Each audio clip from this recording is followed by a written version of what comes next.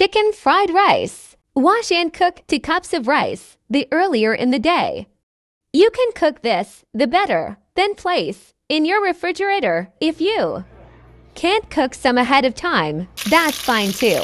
Put a few tablespoons of oil in a deep skillet with a lid over medium-high heat. Before covering the chicken, season with salt and pepper and sear the outside until it has a slight golden brown color on both sides. Pour in 3 tablespoons soy sauce and 1/4 cup water.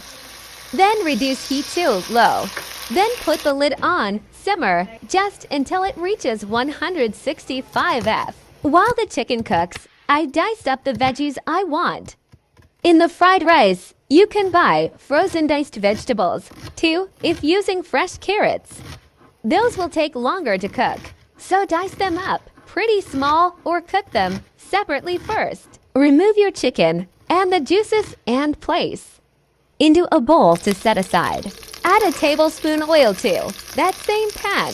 Saute 1/2 diced yellow onion.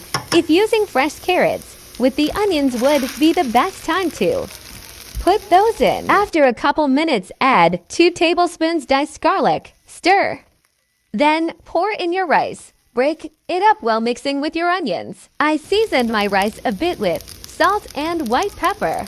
Make a well in the middle of your rice. Put a bit of oil in that space to cook your rice, eggs in. Stir them up to cook. You can cook them in a separate pan if you would like.